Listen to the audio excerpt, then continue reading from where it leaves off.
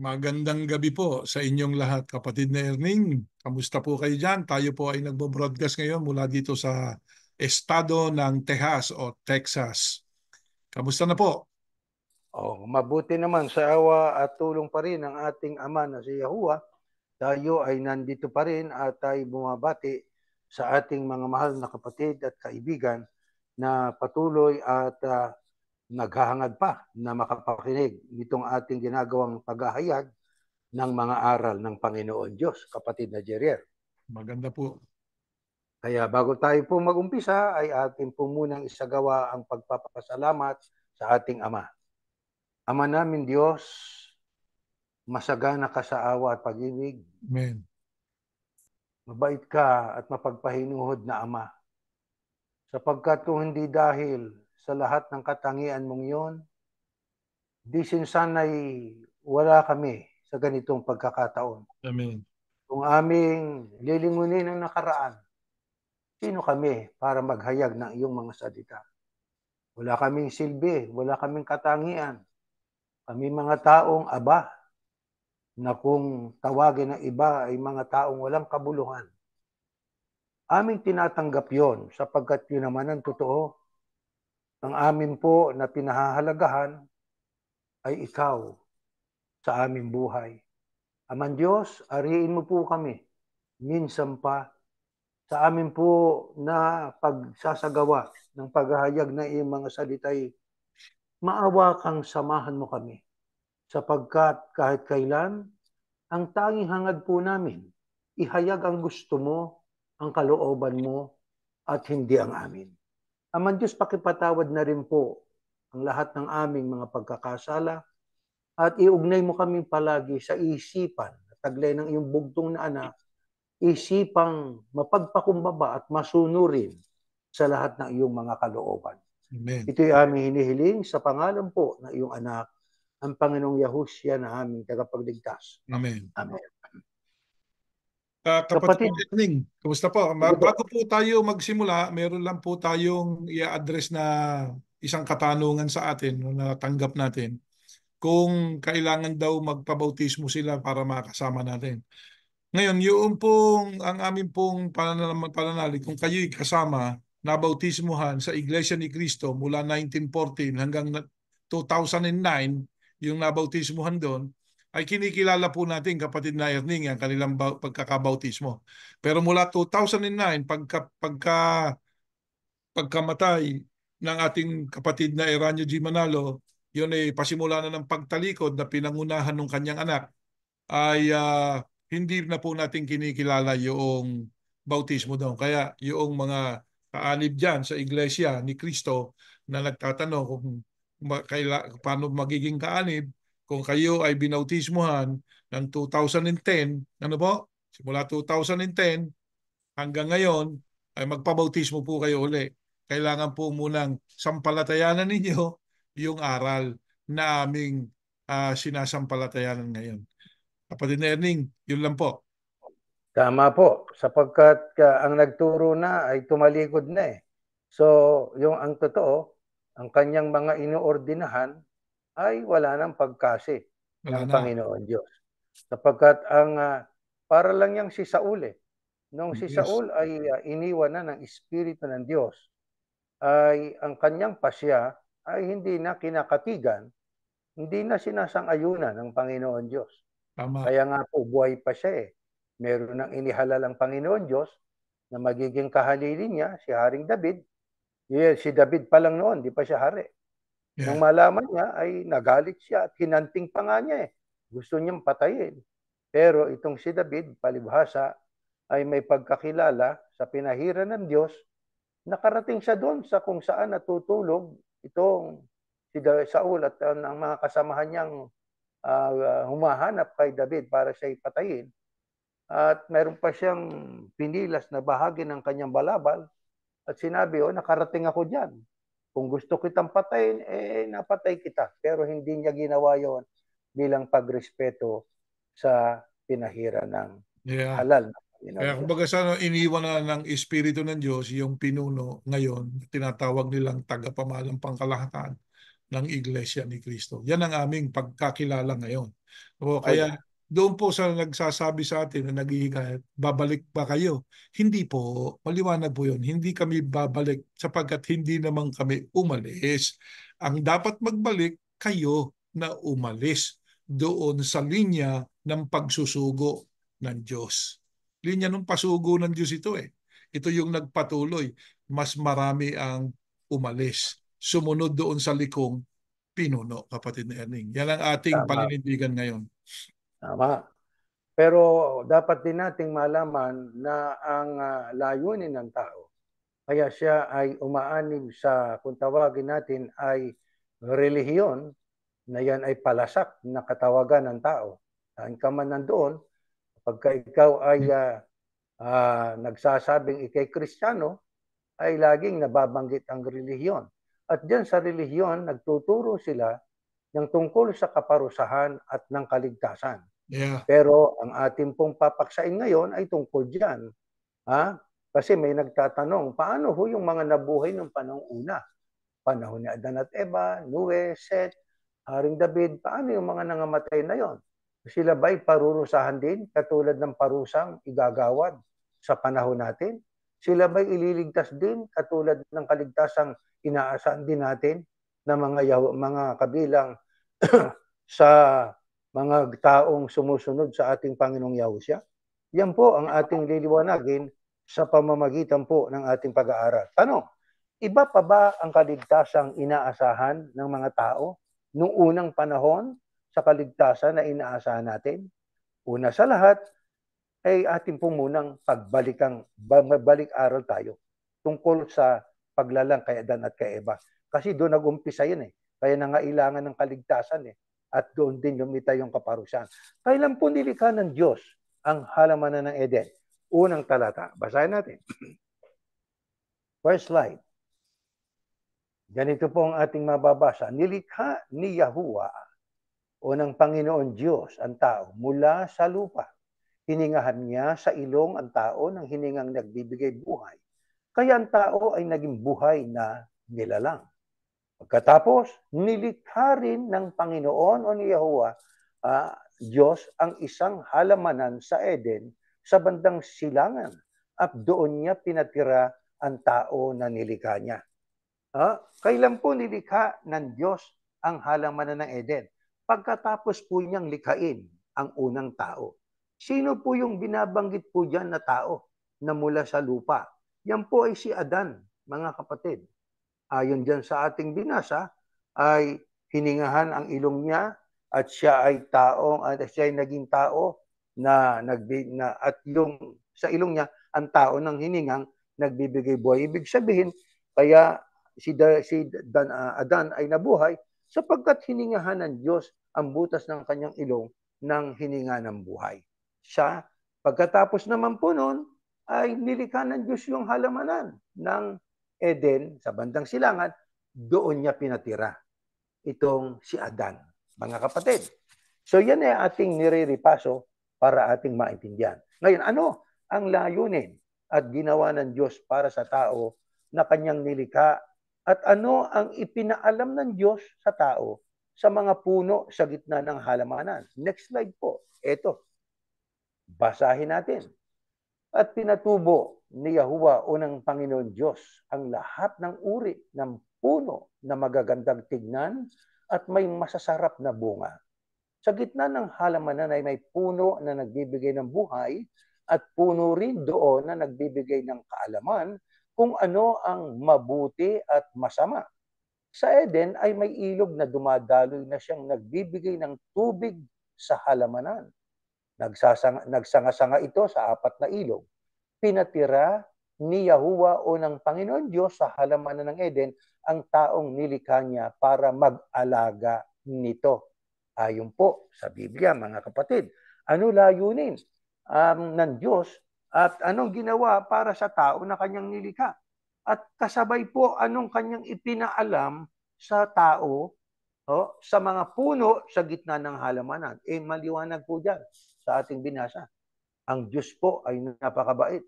Lahat na ng uri ng puno na magagandang tignan at masasarap ay nilikha ng Diyos para sa tao. Hindi pangit, oh. Hindi pangit at hindi pangit na pagkain na bunga. Masasarap po yan. Ngayon, mapapansin natin na ang concern ng Diyos sa tao na nilikha niya ay mapabuti. Makinabang ang tao sa kanyang mga nilikha. Ngayon, doon po sa gitna ng halamanan, may puno na nagbibigay ng buhay. At may puno rin doon na nagbibigay ng kaalaman kung ano ang mabuti at masama. Pansinin natin po yan, mga kapatid. 2 puno sa gitna ng halamanan ng Eden, puno na nagbibigay buhay at puno naman na nagbibigay ng kaalaman kung ano ang mabuti at masama. At doon niya pinatira itong si Adan. Ang ating tanong ay ito ngayon, mga mahal na kapatid. Kailan sinimula ng Diyos na mag-utos ng dapat tuparin ng tao, na yan ay si Adan, at nang hindi dapat gawin? At ano ang naging konsekwensya? Ito po, next slide, 2:16-17. At sinabi niya sa tao, makakakain ka ng kahit anong bunga ng punong kahoy sa halamanan, maliban lang sa bunga ng punong kahoy na nagbibigay ng kaalaman kung ano ang mabuti at masama. Sapagkat sa oras na kainin mo ito, tiyak na mamamatay ka. Mga kapatid, ayon po sa banal na kasulatan, kailan sinimulan ng Diyos na mag-utos ng dapat tuparin ng tao at ng hindi niya dapat gawin? Noong nasa halamanan na ng Eden, itong si Adan. Ang sabi ng Diyos kay Adan, makakakain ka ng kahit anong bunga ng punong kahoy sa halamanan. Pero mayroon bang ipinagbawal? Meron. Maliban lang sa bunga ng punong kahoy na nagbibigay ng kaalaman kung ano ang mabuti at masama. So may ipinagbawal ang Panginoon Diyos. Ano ngayon po ang konsekwensya kung lalabagin po ni Adan yung iniutos sa kanya ng Panginoon Diyos? Ang kakainin niya yung ipinagbawal. Ang sabi, sapagkat sa oras na kainin mo ito, tiyak na mamamatay ka. Ano po yan? Paparusahan. Kapatid Di na po ba? Erning, napakaganda niyang talatang nabasa po natin, ano? Pero kung ipaparalelis mo natin yan sa mga kaganapan ngayon, ang mga salita ng Diyos ay pagkain din. Ano po? Tama. Merong pagkain o mga salita ng Diyos na ipinakakain ng tao na hindi rin makabubuti kapag kayoon ay hinaluan ng hindi tamang pagpapaliwanag doon sa sinasabing mensahe ng Biblia. Na kapag yun, kapatid na Erning, kinain ng isang tao, tinanggap ng isang tao, mamamatay din. Pero ang ikamamatay niya, spiritual. Yun. Mamamatay siya sa spiritual na sense. Ikamamatay ng kaluluwa niya yun. Dahil kaparusahan ng katumbas nun eh. Kaya kung Tama. ikumpara natin ang sinasabi noon pa hanggang ngayon, ay dapat mag-ingat sa pagkain. Noon, pag kumain ka nito, sabi ng Diyos, ito mangyayari sa iyo. Yan, wag mong kakainin yan. Sa ngayon, meron ding pagkain ng kaluluwa. Hindi po ba?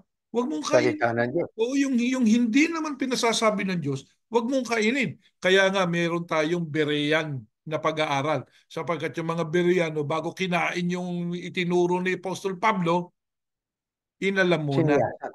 Oo, dahil Oo. nakamamatay yun eh. Yung Delikado. pagkain. Oo, delikado Mm-mm. yun. Mm-mm. Totoo po yun. Kaya, tama po yung paralelismong ginamit ng kapatid na Jeriel sapagkat ayon sa Mateo 4:4, hindi lamang sa mga salita ng Diyos, hindi lamang sa tinapay nabubuhay ang tao, kundi maging sa mga salitang lumalabas sa bibig ng Diyos. Di ba? Ang sabi nga dun sa ating napag-aralan kapag hinaluan mo ng false doctrine, Mhm. o winawasak mo ang templo. Sino yung templo? Di yun ang mga followers ng Kristo. Ano po yun? Ang sabi ng Panginoon, I will destroy you. Bakit? Ang salita ko, hinaluan mo ng false doctrine. Kaya tama, dapat mag-ingat talaga. Kaya Mhm. diyan pa lang ay mayroon ng parusa sa lalabag, sa utos ng Panginoon Diyos. Pero tandaan po natin, mga kapatid, ano dapat nating malaman po dyan? Noong nag-iisa pa lang si si Adan. Isa pa lang ang tao noon. Walang paglabag noon si Adan. Wala siyang nagawa. Ano ang nakita ng Diyos ngayon na hindi mabuti dahil sa nag-iisa lang si Adan eh? At anong ginawa niya? At ito, basahin po natin ito mga kapatid. At kailan nagkaroon ng paglabag sa iniutos ng Diyos? Ito. Pagkatapos sinabi ni Yahuwah o ng Panginoon Diyos, hindi mabuting mabuhay ang tao nang nag-iisa lang. Kaya igagawa ko siya ng kasama na tutulong sa kanya at nararapat sa kanya. Diyan mapapansin po natin na hindi masaya ang Diyos na nag-iisa lang yung tao, si Adan. Ang sabi ng Panginoon Diyos, igagawa ko siya ng makakasama niya, tutulong sa kanya at anong sabi? Nararapat sa kanya. Di ba? Kaya nga pinangalanan ng tao ang mga hayop na nakatira sa lupa, pati ang mga hayop na lumilipad. Pero para kay Adan, wala pa kahit isa sa kanila ang nararapat na maging kasama niya na makakatulong sa kanya. Hindi niya pwedeng maging kasamang hayop. Di ba? Hindi niya. Kaya ang sabi, wala pang nararapat. Anong nangyari ngayon? Ito ang nangyari ngayon. Pakinggan po natin ito mga kapatid. Ito ginawa ng Diyos. Ang tadyang na kinuha ng Panginoon Diyos, kasi diyan sa 21 ay pinatulog ng Diyos itong si Adan eh. At ang tadyang na kinuha ng Panginoon Diyos sa lalaki ay nilikha niyang babae at dinala niya sa lalaki. Sinabi ng lalaki, narito na ang isang tulad ko. Yan ang nararapat sa kanya, makasama niya. Buto na kinuha sa aking mga buto at laman na kinuha sa aking laman. Tatawagin siyang babae dahil kinuha siya mula sa lalaki. Ng panahong yon, kahit hubot-hubad silang dalawa, hindi sila nahihiya nang malaman ng Diyos na hindi mabuti. Alam ng Diyos yun na hindi mabuti sa ating binasa. Nag-iisa si Adan. Lumikha siya ng babae. Kaya pala tinawag na babae dahil sa galing sa lalaki. Ano ho ngayon ang nangyari?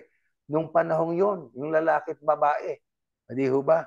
Ang sabi, kahit hubot-hubad silang dalawa, hindi sila nahihiya. Bakit? Hindi pa nila alam ang notion ng mabuti at masama, kapatid na Jeriel. No malis. No malis. Walang mali siya. Inosente ang dalawang nilikha ng Diyos na yan. Kapag itinuloy pa natin dyan ang basa, kaya iniwan ng babae ang kanyang ama, magulang, silang dalawa ay nagsama, at silang dalawa ay naging isa. Biglang sabihin, ang unang nag-solemnize ng matrimonya o pag-aasawa ay ang Panginoon Diyos at ang kanyang unang kinasal ay ang unang taong nilikha niya, sina Adan at Eva. Ang tanong ay ito, mga kapatid. Nang malikha na ng Diyos si Adan at Eva, ano ang nangyari? Pag binasa natin ang Kapitulo 3 ng Genesis, ang ahas ang pinakatuso sa lahat ng hayop na nilikha ng Diyos. Minsan tinanong ng ahas, yung ahas na ito ay hindi ito literal na ahas. Ayon sa Apokalipsis 12:9, alam na alam natin, ito yung matandang dragon, ang matandang ahas na dumadaya sa sanglibutan.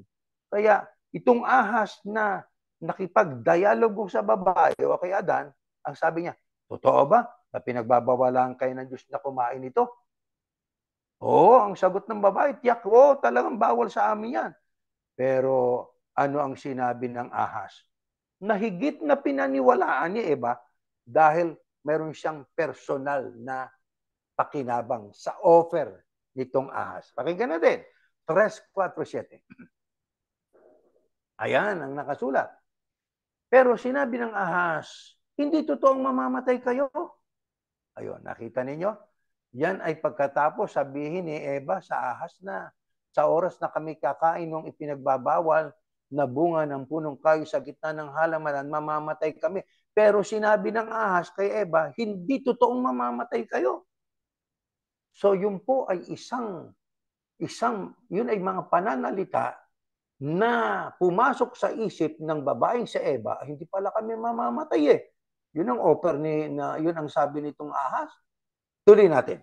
Sinabi yan ng Diyos dahil alam niya, itong idinahilan ng ahas na yan ang si Satanas eh. Sinabi yan ng Diyos dahil alam niya na kapag kumain kayo ng bungang iyon, mabubuksan ang mga isip ninyo at magiging katulad niya kayo na nakakaalam kung ano ang mabuti at masama.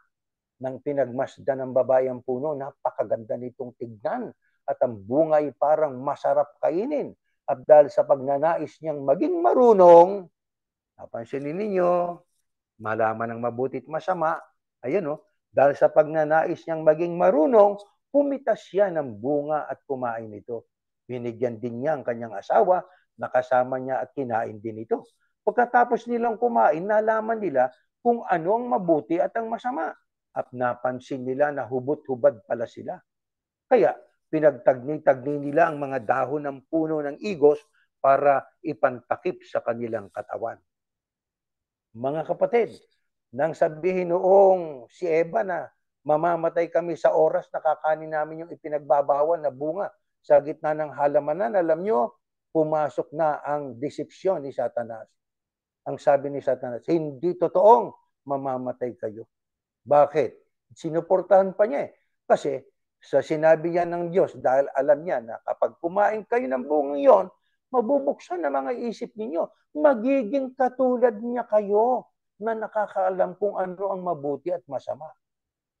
Nakakapang-akit ba o hindi na mga pangungusap? Nakakaakit. Eh anong katunayang naakit itong si Eva? At ano po ang dahilan kaya niya nagawa na labagin ang ipinag-utos ng Diyos? Nang pagmasdan ng babae ang puno, napakaganda nitong tignan. At ang bunga parang masarap kainin. At ito, pansinin ninyo. At dahil sa pagnanais niyang maging marunong, yan ang gusto ni Eva, maging marunong. Pumitas siya ng bunga at kumain. Binigyan din niya ang kanyang asawa. Ano nangyari ngayon? Pagkatapos nilang kumain, nalaman nila kung ano ang mabuti at ang masama. Kaya sila ay naging katulad na ng Diyos. Nalalaman ng mabuti at masama. At naranasan nila yon at napansin nila ngayon na hindi pala mabuti yung kalagayan nila. Hubad-hubad pala sila. Kailan nila nalamang sila ay hubad pala? Eh noong malabag na yung utos ng Diyos. Di ba? Kaya nung malaman nilang sila pala ay hubot-hubad, pinagtagdi-tagni nilang mga dahon ng puno ng igos para ipantakip sa kanilang katawan. So, yung pong paglabag ni Eva doon sa ipinag-utos ng Diyos ay nag-alis ng kanilang pagiging inosente at nalaman na nila ngayon ang mabuti at ang masama. Di ba mga kapatid? Kaya yung pagnanais na maging marunong, hindi masama. Pero kapag sa hangad mong ikay maging marunong, nilabag mo ang kalooban ng Diyos, ang konsekwensya, ikaw po ay magkakaroon ng parusa. Ang igagawad ng Diyos sa ng parusa ay hindi masarap. Kaya alam niyo kung anong naging parusa sa mag-asawa? Aba, doon sa babae, mga kapatid. Sa babae, kapag binasa pa ninyo ang talata ng Biblia, sabi ng Diyos, dadagdagan ko ang paghihirap mo sa iyong pagbubuntis. Hindi ba totoo yon? Hirap na hirap din yung asawa eh. Ihanap mo nga ako ng ubas na kulay, kung anong kulay, pink, o kulay ko ano pa. Ihanap mo nga ako ang wika ng santol na walang Meron pa, buto. meron pa nga katatawan. Gusto ko kanya singkamas yung may buto. Hindi ba totoo yun? Kaya itong nangyari kay Eva, talagang nag-suffer sila eh. Doon nila nalaman ang notion ng mabuti at masama sapagkat mismo mararanasan nila. Ang sabi, dadagdagan kong paghihirap sa iyong pagbubuntis. At ano pa, mararamdaman mo ang sobrang sakit sa iyong panganganak. Nako po, kitang-kita ko nang ipanganak ang asang bunso kong anak. Ano ho, ay ano yun eh, ano, yung surgery, ano tawag doon? Cesarean. Oo, C-section. cesarean. Nako po, nang alisin yung bata, hindi na ako makatingin. Ang asawa ko talagang awang-awa ako. Hindi ba totoo yan? Yan ay bunga ng kasalanang ginawa. Ang unang lumabag, hindi si Adan eh, kundi itong si Eva. Mga kapatid. Kaya ano naman ang ginawa ng lalaki? Kumain din eh. Kaya ano naman ang konsekwensya? Ang sabi, sa buong buhay mo ay magpapakahirap ka ng husto para kumain. Totoo, hindi totoo? Nako po, gigising ka ng maaga, pupunta ng trabaho, bibili ka, may sweldo ka na, bibili ka ng pagkain, tatrabaho ko pa. Naku po, hirap din ng, di ba? Ang naranasan ng lalaki. Buong buhay mo, kakain ka. Ang sabi pa, tutubo sa lupa ang mga damo at halamang may tinik. Isipin mo bago ka makakain, kapatid na Jerry, hahawanan mo muna, maglilinang ka, magkakasugat-sugat yung daliri mo dahil sa tinik at damo Kaya na, kailangan bungkalin ng tao ang lupa. Dati oo, libre. Sa halamanan, oo, halamanan ng Eden, bay pumitas ka, kumain ka. Eh, malibre, walang kahirap-hirap. trabaho ka ngayon. Mm. Di ba? Yeah. At saka ang matindi pa ito, hanggang sa bumalik ka sa lupa sa iyo na iyong pinagmulan. O diyan na ngayon ang parusa na iginawad ng Diyos. Dati wala silang kamatayan, kapatid na Jergil eh. Ah, Pero nung sila'y lumabag doon sa utos ng Panginoon Diyos, doon na inumpisahan ng Diyos, mamamatay ka. Ngayon, ito po yan, mga kapatid. Pinangalanan ni Adan ang asawa na Eva. Eva dahil siya ay magiging ina ng lahat ng tao. At saka sila'y pinalayas ng Panginoon Diyos. Naglagay siya ng anghel at kerubin at espadang nagniningas para wag na silang makabalik doon sa sa halamanan ng Eden. Isipin niyo, paraiso na yon dahil sa paglabag, ayan ang konsekwensya. Kaya nga ang ating paksa, kaligtasan at kaparusahan bunga ng paglabag, may kaparusahan, pinalayas doon sa paraiso. Nang mapalayas na po, at nagkaanak na sila, lumaki yung kanilang mga anak. Ano ngayon ang nangyari, mga kapatid? Na ang katunayan na talagang pag nagkasala ka, damay pati yung binhi mo ayon po sa Genesis 4:16, 17. Ating basahin. Ayan, no? Pagkatapos lumayo si Cain kay Yahuwah o sa Panginoon Diyos at doon tumira sa lugar ng Nod sa bandang silangan ng Eden. Sumiping si Cain sa asawa niya, nagbuntis ito't ng anak ng lalaki at pinangalanan nila siyang Enoch. Nagpatayo si Cain ng isang lungsod na pinangalanan niya na itong Enoch, kagaya ng pangalan ng kanyang anak. Alam niyo, bago natin po nabasa ito, ay nagkaroon ng anak itong si Adan at Eva, no? Si Cain at Abel. At alam naman ninyo, karaniwan na po ito, dahil sa ang handog na tinanggap ay yung handog ni Abel, ang kay Cain na hindi. Pinatay niya yung kapatid niya at lumaya siya sa lugar na yon. At siya ay tumira sa lugar ng Nod, sa bandang silangan ng Eden. At sumiping itong si Cain sa kanyang asawa, nagbuntis ng anak ng lalaki, pinangalanan siyang Enoch. Hindi po ito yung Enoch. Hindi po ito yung Enoch na umakyat sa langit na buhay. Kailangan madistinggin natin, mga kapatid. Ngayon, ano po ang nangyari ngayon? Dahil sa kanilang paglabag sa kalooban ng Panginoon Diyos. Ituloy pa natin ang basa dito po sa aklat ng Heneses. Kaya, nilikha ng Diyos ang tao, lalaki at babae, ayon sa wangis niya. Binasbasan niya sila at sinabi, magpakarami kayo para mangalat ang mga lahi ninyo at mamahala sa buong mundo at pamahalaan ninyo ang lahat ng hayop.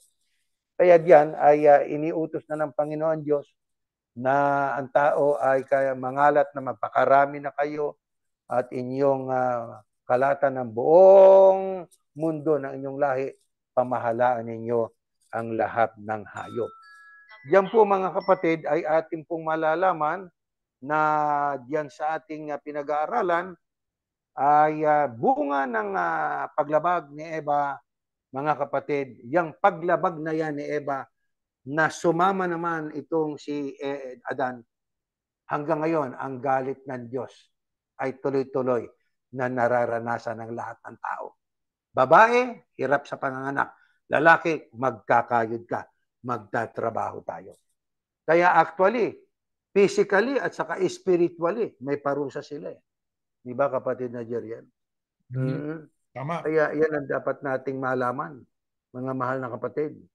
Ngayon, may sabi, mayroong mga argumento Kung hindi po sila nagkasala, ay namalagi na lamang sila sa halamanan ng Eden, na walang anak, inosente sa mga bagay-bagay. Walang kaligayahan dahil sa wala naman silang hirap na dinanas hindi gumagawa ng mabuti dahil wala silang alam kung ano yung mabuti at masama. O di ba?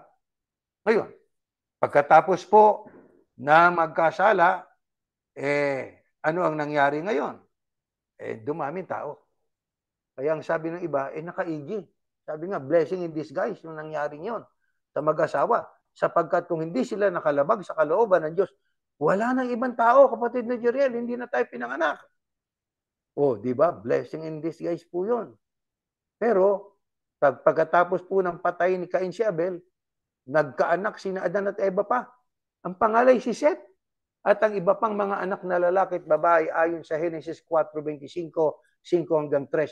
Dahil nabuhay pa itong si Adan ng 800 taon matapos ipanganak ni Eva si Seth. At namatay sa edad na 930 si Adan. Pero teka muna, dapat malaman po natin mga kapatid, gaano ho ang taon? Sabi nga, how many years po mula kay Adan hanggang kay Abraham? Ayon po sa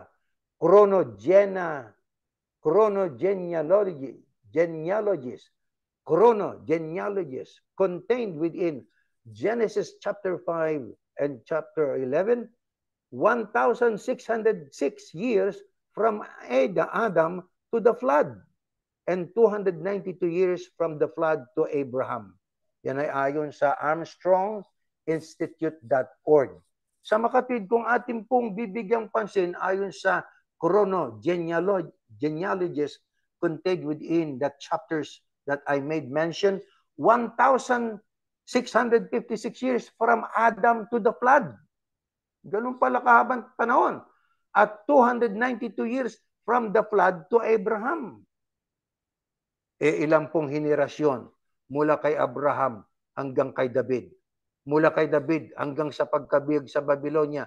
Mula sa pagkabihag sa Babylonia hanggang sa Kristo na. Ito, basahin natin. Mateo. Kaya, may 14 na henerasyon mula kay Abraham hanggang kay David. May 14 na henerasyon naman mula kay David hanggang sa pagkabihag ng mga Israelita sa Babylonia. At may 14 na henerasyon din mula sa pagkabihag hanggang kay Kristo o sa Kristo. Mga kapatid, dyan sa ating binasa, dami palang henerasyon. Isipin ninyo, 14 generations from Abraham to David. At another 14 generations from David hanggang sa ang Israel ay mabihag ng Babylonia. At mula roon sa pagkabihag sa Babylonia ay meron pong another 14 generations hanggang sa pagdating ng ating Panginoong Yahushua HaMashiach. Tandaan po natin, mga mahal na kapatid, dahil sa paglabag po ni Adan, ni Eva, at nadamay ang kanyang asawang si Adan, ang kasalanan po ay umiral na sa lahat ng mga tao. Babae manganganak na may hirap, ang taong may asawang lalaki maghahanap buhay sa buong panahon ng kanyang pamumuhay at buhay hanggang sa siya'y mamatay. Tanong, ayon kay Pablo, gaano ang nagkasala? Next slide. At ano ang kaparusahan? Ito po. Sapagkat ang lahat ay nagkasala at hindi naging karapat-dapat sa paningin ng Diyos. Gaano ang nagkasala? Mula kay Adan, lahat na po ng tao. Kaya ang ating minana, kina Adan at Eva, hindi yung kanilang partikular na kasalanang nagawa. Yung pagkain ng bungang ipinagbawal ng Diyos. Anong ating minana sa kanila? Yung pong paglabag sa kalooban ng Diyos. Kaya nga ang sabi ni Pablo, lahat ay nagkasala. Hindi naging karapat-dapat sa paningin ng Diyos. Ano ngayon ang konsekwensya? Ito, sa 6:23. Sapagkat ang kabayaran ng kasalanan ay kamatayan. Ngunit ang kaloob ng Diyos ay buhay na walang hanggan sa pamamagitan ni Kristo o ng Kristo Yahushua na ating Panginoon.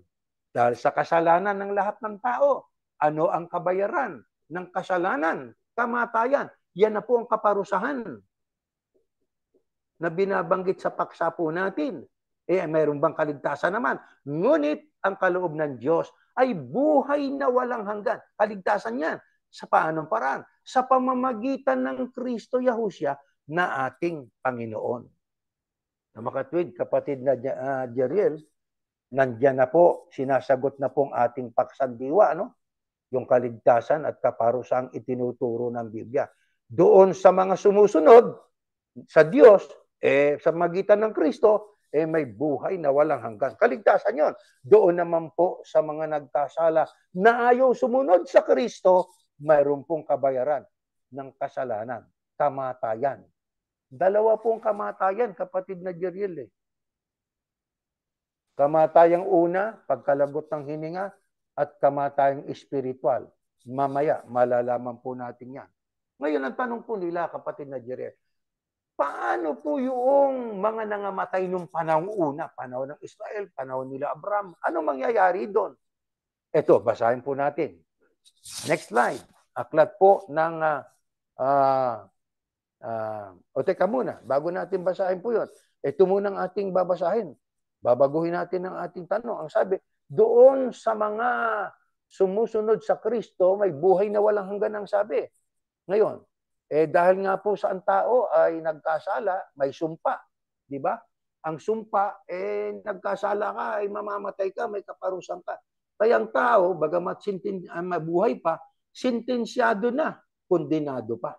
Kaya may talata doon sa Timoteo. Bagamat buhay ay patay. Sapagkat para tayong living dead. Dahil sa tayo po ay nakasintensya na at kondenado na, bunga ng kasalanan sa parusang darating pagdating ng takdang panahon. Di po ba? Pero ang Diyos, mayroong inilaan para doon sa makikipag-isa sa Kristo. Ano po yun? Next slide. Ayan. Narinig ko ang isang malakas na sigaw mula sa trono. Ngayon, ang tahanan ng Diyos ay nasa piling ng mga tao. Mananahan siyang kasama nila. Sila'y magiging mga mamamayan niya at siya'y makakapiling na nila at magiging Diyos nila. Papahirin niya ang mga luha sa kanilang mga mata. Wala ng kamatayan, kalungkutan, iyakan o sakit sapagkat lumipas ng dating kalagayan. Walang anumang isinumpa ng Diyos ang makikita roon. Naroon ang trono ng Diyos at ng tupa at sasambahin siya ng mga lingkod niya. Ang tao'y nasa ilalim ng sumpa, curse because of sin. Pero doon po sa bayan na nilikha ng Panginoon Diyos, na yun ang dapat nating pagtuunan ng pansin, yan ang dako ng kaligtasan, ay wala roon anumang isinumpa. Walang sino man dong makakasamang mga na-curse ng Panginoon Diyos. Doon tuloy ay wala ng kamatayan. Papahirin ng Diyos ang luha ng ating mga mata. Wala ng kalungkutan, iyakan at sakit. Yan po ang inspirasyon na ibinigay ng Diyos sa mga taong makikipag-isa sa ating Panginoong Yahushua HaMashiach, kapatid na Jeriel. Tama. Ngayon, di ba? Tama po yan. Ngayon, ano po ang inaasahan ng mga naglingkod sa Diyos bago sila namatay? Ito yung sagot natin sa mga tanong. Yung mga Old Testament na mga sumunod sa Kristo, ano po yun? Paano sila? Ito, basahin po natin.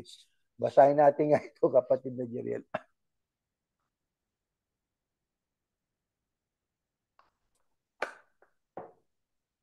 Next slide po. Sa aklat po ng, ayan, Daniel. Daniel, ayan. Ayan, bubuhayin ang marami sa mga namatay na. Lumang tipan ito. Hindi ito bagong tipan. So may mga namatay na noon, ang sabi ng propeta Daniel, bubuhay ng marami sa mga namatay na. Ang iba sa kanila ay tatanggap ng buhay na walang hanggan. Yan nga po, ang lugar na wala ng pagluha na nilika ng Diyos. Pero, ito naman, ang iba'y isusumpa at ilalagay sa kahihiyang walang hanggan. Ang mga taong nakakaunawa ng katotohanan at nagtuturo sa mga tao na mamuhay ng matuwid ay magniningning na parang bituin sa langit magpakailanman. Paano ho yung mga nauna sa atin, kapatid na Jeriel? Ang sabi po dyan, bubuhayin. Oo. may dalawang uri ng pagbuhay. Ayon kay Daniel, ang iba sa kanila ay tatanggap ng buhay na walang hanggan. Pero ang iba ay isusumpa at ilalagay sa kahihiyang walang hanggan. Hindi ba kahihiyan yung ikay naglingkod, hindi ka naman pala maliligtas? Kaya nga sa bagong tipan, sabi, Panginoon, sa pangalan mo, nagpalayas po kami ng demonyo. Sa pangalan mo, naggumawa kami ng mga kababalaghan. Sa pangalan mo ay gumawa kami ng mga himala. Ang sabi ng Panginoong Yahushua, hindi ko kayo kilala. Magsilayo kayo sa akin. Mga manggagawa kayo ng katampalasanan. Hindi ba yan ay kahihiyan? Pero doon sa 3, ang sabi, ang mga taong nakakaunawa ng katotohanan at nagtuturo sa mga taong mamuhay ng matuwid ay magniningning na parang bituin sa langit magpakailanman. Yan ang mga maliligtas. Yan, kapatid na Erning, dapat nilang mapuna yung sinasabi niya, ang mga taong nakakaunawa Yun. katotohanan. Kaya, Mahalaga yun. hindi mo naman mauunawaan yan kung makikinig ka lang eh. Di ba? Kailangan Exactly. mong siyasatin, kailangan mong saliksikin. Ano nga yung salita doon sa lumang tipan na Usisain. ayun, yung salitang yun ng Tagalog, usisain ninyo ang kanyang kalooban. Kasi ang kalimitan sa atin, may pananampalataya. Marami sa atin nung araw ganyan eh. Sumasampalataya sila, nandun sila sa totoo. Totoo yung kanilang reliyon, sila yung maliligtas. Pagka tinanong mo, pakipaliwanag mo nga, tatawag po ako ng ministro para ipaliwanag. So hindi mo ba kayang ipaliwanag yung pananampalataya mo, kapatid? Hindi po ako ministro, hindi po ako nag-aral, bawal po sa akin magbasa ng Biblia. Naku Aba, po. nakasulat maliwanag sa Apokalipsis eh. Mapalad yung nagbabasa, mapalad yung nakikinig, mapalad yung gumagana. Bakit hindi ka nagbabasa? Binawal po sa akin. Sino nagbawal sa iyo? Yung pong aming mga ministro. Baka daw kami maligaw pagka kami nagbasa. Di ibig sabihin, kapatid na Erning, tinatawaran ng ministro nyo ang kakayanan mo. Ganon. Mahina ka pala. Kaya huwag Yeah. ka magbasa. Baka maligaw ka pa eh. Bakit? Kaduktong yun, kapatid na Erning eh. Yeah. Mahina ka eh. Yun. Bagay pa natin na iba kaduktong. Bobo ka eh. Di ba? yun, Yeah. yun ang ibig sabihin. No? Bakit ako maliligaw kung nagbasa ako? Samantalang ang mga taga-Berea, nagbasa para tiyakin, yung bang itinuro ni Pablo, totoo? Yung ba talaga gusto ng Diyos? Ganyan din tayo dapat ngayon. Yung ba itinuturo nitong mga ministro to, talaga bang yun ang sinasabi ng Biblia? Kaya Tama. dapat ang tao, maunawaan niya ang katotohanan. Para maunawaan mo, magbasa ka, makinig ka, magbasa ka, at ganapin mo. Yun. Tama. Okay. Ngayon, kapatid na Jeriel, paano yung mga, sabi diyan sa Daniel, ay mga taong nangamatay? Sila ba ay tumatanaw din sa ating inaasahang kaligtasan? Actually, totoo po yun eh. Ito nakasulat. Pakinggan po natin. Next slide. Ebreo. Babasahin natin. Dahil sa pananampalataya, nag-alay si Abel ng mas mabuting handog kaysa kay Cain. Dahil sa pananampalataya, hindi namatay si Enoch, kundi dinala siya sa langit. Dahil sa pananampalataya, pinakinggan ni Noe ang babala ng Diyos tungkol sa mga bagay na mangyayari kahit hindi pa niya nakikita. Dahil sa pananampalataya, sinunod ni Abraham ang utos ng Diyos na pumunta sa lugar na ipinangako sa kanya, sapagkat ang talagang inaasahan ni Abraham ay isang lungsod na may matibay na pundasyon na ang Diyos mismo ang nagplano at nagtayo. At ang lahat ng taong ito, papansinin natin, yung mga binanggit sa itaas, namatay na sumasampalataya. Hindi man nila natanggap ang mga pangako ng Diyos noong nabubuhay pa sila, natitiyak naman nilang darating ang araw na matatanggap nila ang kanilang hinihintay. Itinuring nilang mga dayuhan ang sarili nila at naninirahan lang sa mundong ito. Ano yung mga tao nung una? Katulad ng ating nabasa, dahil sa pananampalataya si Abel, dahil sa pananampalataya si Enoch, dahil sa pananampalataya si Noe, dahil sa pananampalataya si Abraham.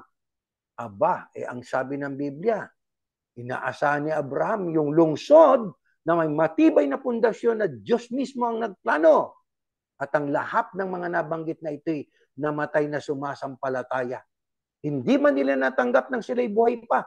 Natitiyak nila bago sila namatay. Darating ang araw, matatanggap nila ang kanilang hinihintay. Yan din po ang ating hinihintay. Katulad ng hinihintay ng mga unang lingkod ng Diyos. Mga kapatid, ang Biblia binubuo ng New and Old Testament. Ano dapat nating mapansin? Pakinggan natin, next slide. Malakias. Ito po ang sabi, mga kapatid. Sundin niyong kautosang ibinigay ng aking lingkod na si Moises. Ang mga utos at mga tuntuning yan ay ibinigay ko sa kanya doon sa bundok ng Sinai upang sundin ng lahat ng mamamayan ng Israel. Ano yung ating binasa? Tungkol sa kautusan. Anong kautusan? Ibinigay ng Diyos kay Moises. Kaya pagdating sa matandang tipan, ang sundin, kautusan ni Moises. Sinong dapat na sumunod? Mamamayan ng Israel. Kaya pag hindi ka Israelita noon, hindi ka susunod niyan. O diba? Sa panong Kristiyano naman sa bagong tipan, Galacia, tulungan ninyong isa't isa sa mga problema. At sa ganitong paraan, matutupad ninyong utos ni Kristo o ng Kristo. Kung nung panahon ng lumang tipan, kautosan ni Moises, sa panahon natin, utos na ng Kristo, kapatid na Jeriel. Yeah. Pag ipinilit mo naman ang utos ni Moises, in-apply mo sa panahon ng kautosan ng Kristo, ano sabi? Gawa 13:39. Next slide. Ito nakasulat. Next slide. 13:39. Ito, pinilit mo yung kautosan ni Moises, panahon na ng Kristo, ang sino mang sumampalataya o sumasampalataya kay Yahushua ay itinuturing ng Diyos na matuwid. Hindi ito magagawa sa pamamagitan ng pagsunod sa kautosan ni Moises. Ayan. Tuturing kang matuwid ng Diyos kung ang iyong sinusunod ay ang pagsampalataya kay Yahushua. Hindi ito magagawa, hindi ka magiging matuwid sa harap ng Diyos sa pamamagitan ng pagsunod sa kautusan ni Moises, kapatid na Maliwanag yan, Jeriel. kapatid na Erning. Maliwanag yan. Hindi magagawa sa pamamagitan ng pagsunod sa kautusan ni Moises na maituturing kang matuwid. Tama. No? Kasi nga mga tao ngayon, maraming tagapagturo ngayon.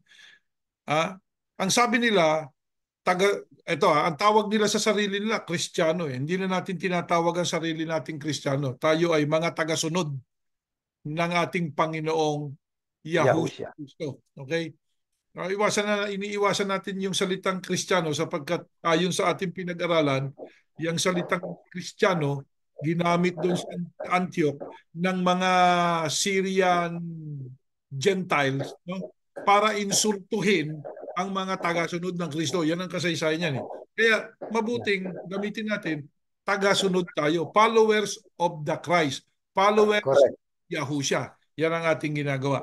Ngayon, ang followers ni Yahushua, ang kanyang sinusunod na kautusan ni Yahushua. Yung iba naman, ang itinuturo, kautosan pa rin ni Moises.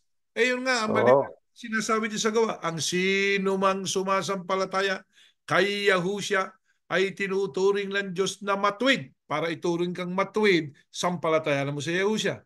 Hindi ka ituturing na matuwid. Magagawa sa pamamagitan ng pagsunod sa kautusan ni Moises. Pagsusundin mo man yung mga kapistahan na yan, magtotrompeta ka man dyan, meron kang syopar-syopar dyan, meron kang mga kapistahan ng kung ano-ano, meron ka pang pangingili ng sabat, hindi sa pamamagitan ng pagsunod sa mga kautusang yon, magiging matuwid ka sa harap ng Diyos. Actually, magiging baluktot ka pa eh. Di ba? Yeah, exactly. Magiging baluktot. Ngayon, anong isang tagpo na may gustong ipatupad na ang kautusan ni Moises sa panahon ng Panginoong Yahushua, pero tinutulan ito ni na Pablo at Bernabe at maging ng mga matatanda at iba pang mga apostol. Next slide po, basahin natin. Malapit na tayo matapos. 10 minutes. Ito, may mga taong galing sa Judea na pumunta sa Antioch at nagturo sa mga kapatid doon na silang mga hindi Hudyo, yan ang mga Hintil, ay hindi maliligtas kung hindi sila magpapatuloy ayon sa kaugaliang itinuro ni Moises. Hindi ito sinang-ayunan ni na Pablo at Bernabe at naging mainit ang pagtatalo nila tungkol dito. Kaya Nagkaisang mga mananampalataya roon na papuntahin sa Jerusalem sina Pablo at Bernabe at ang iba pang mga mananampalataya sa Antioch para makipagkita sa mga apostol at sa mga namumuno sa iglesia tungkol sa bagay na ito. Pero tumayong ilang mananampalatayang miyembro ng grupo ng mga Pariseyo na nagsabi, kailangan tuliin ang mga hindi Hudyo at utusang sumunod sa kautusan ni Moises. Sa paningin ng Diyos, tayo mga Hudyo at silang mga hindi Hudyo ay pare-pareho lang dahil nilinis din niya ang kanilang puso nang sumampalataya sila. Nagkasundo kami ayon sa patnubay ng banal na Espiritu na wag nang dagdagan pa ang mga dapat ninyong sundin maliban sa mga ito. Yan ay mga naging Kristiyanong Hudyo. Pero ipinilit nila ang kautusan ni Moises magpatuloy ang hindi mga Hudyo, mga hintil na yan, magpatuloy yan. Nagkaroon ng pagtatalo-talo. Gusto nilang ipilit. Na? Sabi ng mga Pariseyo na naging tagasunod ni Yahushua din, kailangan magpatuloy malibang sila'y matuli, hindi sila maliligtas. Dinala ngayon yan doon sa mga apostol na iba at sa mga matatanda. Nagpasya sila. Nagkasundo kami ayon sa patnubay ng banal na Espiritu, wag na nating dagdagan pa. Ibig sabihin, pinapayagan na ang taong mga hindi Hudyo o mga hintil Ang punto na hindi dyan, tuli sumama ang punto dyan, sa ating Kapatid Ernie, pagkikaya. mga apostol hindi pumayag na ituro sa mga alagad ni Yahushua o sa mga tagasunod ni Yahushua yung kautusan na yan ni Moises. Iba pang mga kautusan actually ni Moises. Sapagkat maliwanag sa mga apostol na hindi sila ituturing na matuwid ng Diyos sa pamamagitan ng pagsunod sa anumang kautusan ni Moises. Kaya maliwanag ang sinasabi ng Biblia sa atin. Sa panahon natin, batas ng Kristo ang dapat masunod. Alam nyo, kapatid na yan, yung nagtatanong, paano anya nung una, paano anya ng ganito, paano nung ganito, paano nung panahon ni Moises. Basahin nyo sa Ecclesiastes. Sa bawat panahon, sabi nga, in every season, di ba? Meron tinatawag na ganun eh. There is a time for every season. Kaya merong time doon sa season ni na Moises para sa kanila yon, para sa Israelita yon. Meron time para doon kina Eva at Adan, yun ang utos sa kanila. Nababago yon sa bawat paglipas ng panahon. Sa panahon natin ngayon, yung lahat ng mga kautusan noon, sa simula pa noon, lalo na yung kautusan ni Moses, naging obsolete. Sabi nga, not in use anymore. Ano po ang in use, kapatid na Erning? Yung kautusan ni Yahushua. Yan ang in use. Yan ang gamitin natin. Yan ang gamitin natin.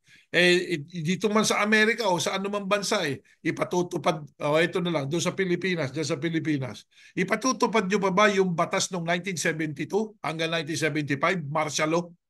Hindi na. Wala na yun eh. Obsolete na yun. Ang in-use ngayon, yung kasalukuyang batas na tinutupad niya sa bansang yan. So, tayo bilang mga nag-aaral ng kalooban ng Diyos, dapat matutunan po natin kapag nating lubos Maunawa nating lubos yung kautusan Bakit? May kinalaman yon sa, ang pagsunod natin, may kinalaman sa pagtanggap ng biyaya at pagtanggap ng kaparusahan. Tama. Yan ang ating paksa di ba? Kapag ikay sumunod, may biyaya. Kapag ikay nakalabag, mayroong kaparusahan. Paano nakakalabag ang isang tao? Yun na nga, number one, kapag hindi mo alam ang batas.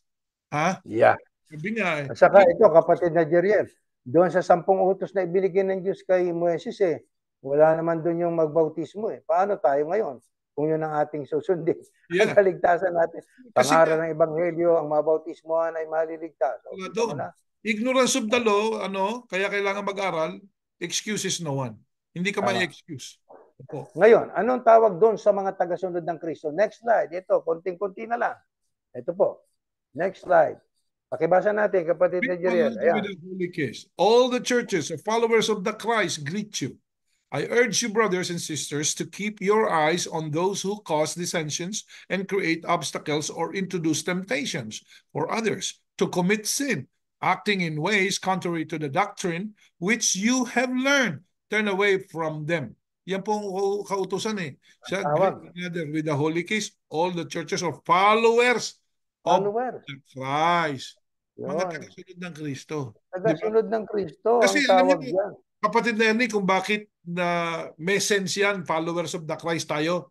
Kasi ang sabi ng Kristo, maliwanag eh, if you wish to become my disciple, carry Yun, your followers. cross and follow me. Oh, ang liwanag nun eh. So, kapag ka ikaw ay gusto mong maging tagasunod ng Kristo, sumunod ka sa Kristo. Follow the Christ. Kaya ano yung sumusunod sa Kristo? Ay di followers of the Christ. O, di ba? Correct. Correct. Simple. Kaya yan pong ginawa nila po ay ginawa nilang opisyal na pangalan ng kanilang iglesia. Samantalang ang churches tumutukoy sa followers, sa mga tao. Ba't mo ginawang opisyal na pangalan nyo yan? Di ba?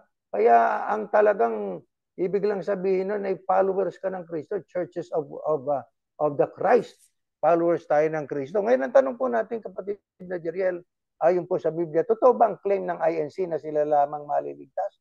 Basahin natin, next slide. Ito, pag wala ka sa kanila, hindi ka raw ligtas. Sige, bingin mo Sinabi ng na. Diyos, ililigtas ko at iingatan ng umiibig at kumikilala sa akin.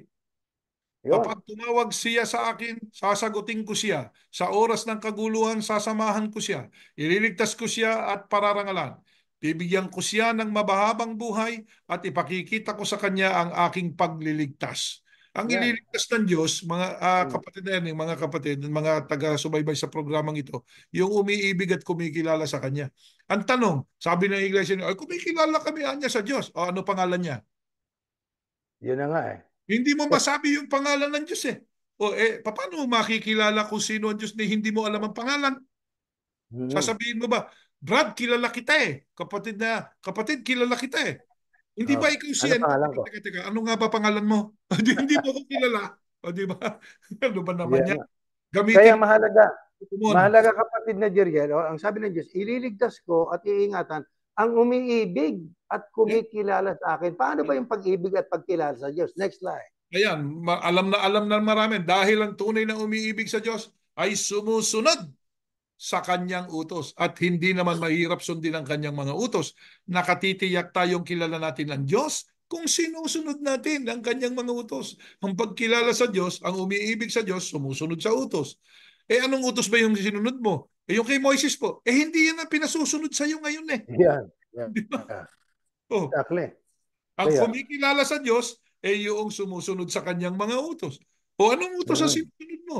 Yung utos po ng tagapamalang pangkalahatan namin. Hindi mo siniyasat kung yun nga ang sa Diyos. Di ba? tama. At saka ito pa, kapatid na Jeriel, no? Sabi dun sa unang Corintios 5:3, itiwalag ninyo ang masamang kasamahan ninyo. Data pa sa labas, Diyos ang hahatol. Yeah. Ang sa labas na, ang dapat nilang hatulan, yung nasa loob lang nila. Pag nasa labas ka na ng iglesia, wag mo nang pakialaman yung papel ng Diyos. Diyos na ang hahatol dun eh. Di Yeah. ba, kapatid na Jeriel? Kaso Ngayon, nga, ito sa yan. iglesia, Eh, kapatid na Erning, yung mga hmm, nasa labas, sinahatulan nila eh. Ano sinasabi hinahatulan ng nila. iglesia ni Cristo? Hindi maliligtas yan kasi nasa labas ng iglesia. Nakita niyo po ba yung inyong ginagawa? Kaya dapat kami po naririto ng kapatid na Erning, na mga dati niyong kapatid yan, ano? Pinupukaw namin ng damdamin nyo. Napakalaking mali ang ipinakain sa atin. Yun nga, kinain natin. Sabi doon kay Ebat kay Edan, pag kinain mo yan, mamamatay ka. Sa panahon natin, ang salita ng Diyos ay pagkain. Pag kinain ninyo, ang salitang hindi naman sinasabi ng Diyos, kundi sinasabi lang doong nagtuturo, ikamamatay din ng ating kaluluwa yan. Exactly. Kaya ito yan.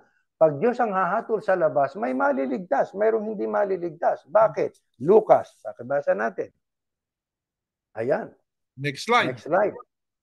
So he said to them, you are the ones who declare yourselves just and upright in the sight of men. But God knows your hearts, your thoughts, your desires, your secrets. For that which is highly esteemed among men is detestable in the sight of God. Ayan, kapatid na Erning. Sabi niya, no? So he said to them, you are the ones who declare yourselves just and upright. Dinideclare mo ligtas Self-righteous. ka eh. Di ba? Ba't dinideclare mong ligtas ka? Dapat Oo. sabihin natin, sana kaawaan tayo ng Diyos. Ama, kaawaan mo kaming maligtas. Di ba? Hindi, Exactly. Iglesia Yeah. ni Cristo po, dinideclare nila ligtas na sila eh. Dinideclare Oh, nila just sila. Dinideclare nila upright sila sa paningin ng mga tao. Sabi nga dyan, oy, God knows your heart. Alam ng yun. Yun puso na. mo. Actually, pinakita nga ng Diyos ang puso ng leader nila eh. Di Yeah. ba? Sa buong kapulungan ng mga nagsasabing sumasampalataya sa Diyos at maging sa mga tao na hindi sa Diyos, nakita yung aksyon at ang puso nung kanilang pinuno. Isipin Pinuno. ang ginawa sa sarili niyang sambahayan, ginawa sa Yeah. sarili niyang ina, isipin niyo yan. Your thoughts, sabi nga, your desires, your Yung secret. sikreto. Nako, Madami alam mong ng Diyos secret. yan. Hindi man namin alam ang secret mo, pero alam Yeah. ng Diyos yan. Kaya pagdating po sa pagkabuhay na maguli, ano ang sabi ng Biblia? Next slide. Ito. Ayan.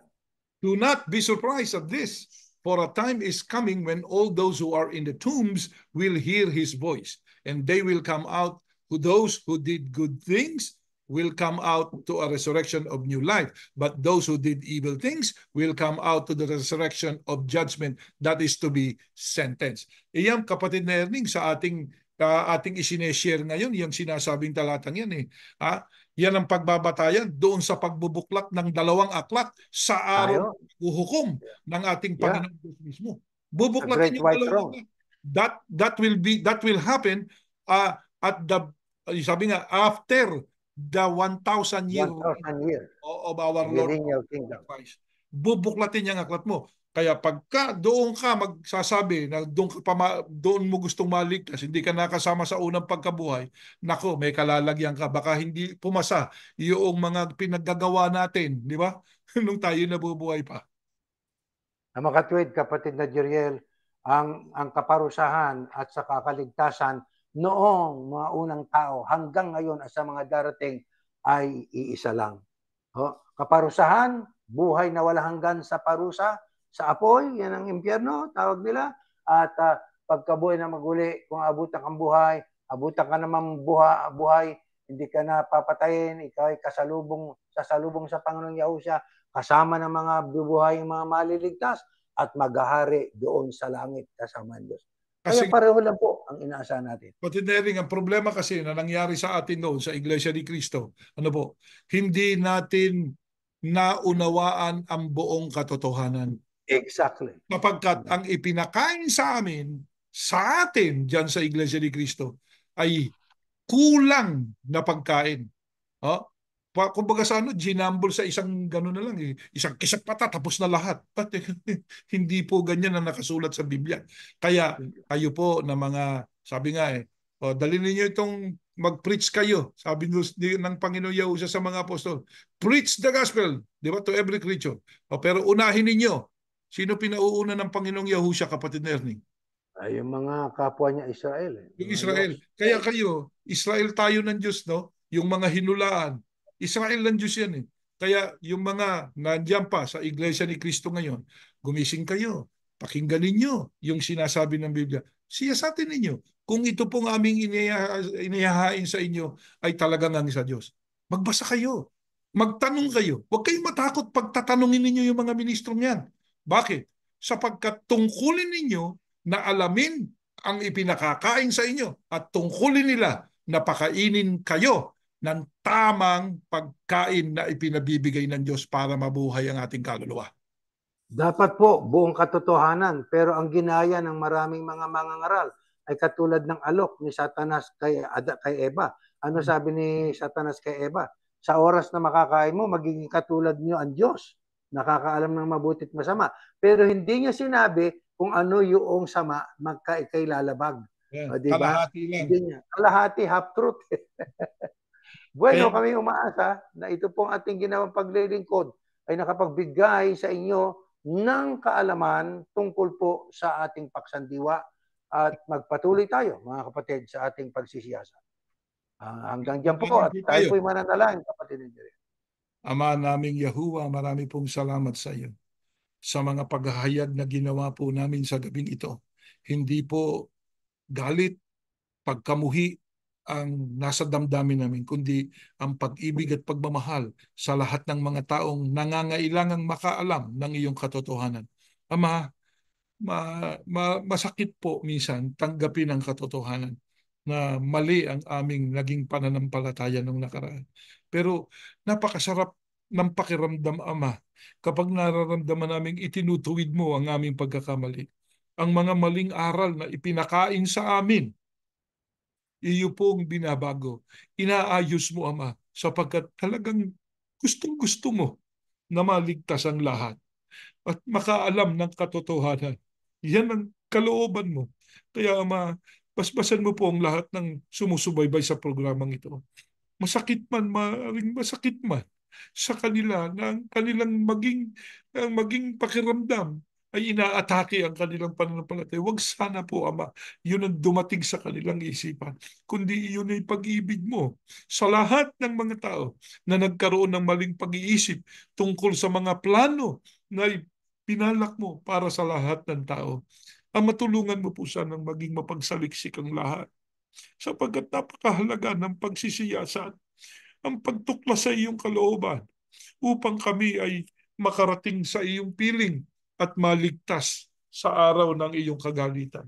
Sumasampalataya kami, Ama, dininig mo ng aming panalangin, pinatawad mo ng aming pagkukulang, binasbasan mo na po kaming lahat sa pangalan ng Panginoong Yahushua na aming tagapagligtas. Amen. Ano po, mga kaibigan, mga kababayan, mga kaibigan namin, kapatid na Erning, Opo, sige po. Hanggang sa muli po. At nagpapaalam na sa pagkakataong ito. opo, sige po. Bye-bye po mga kapatid.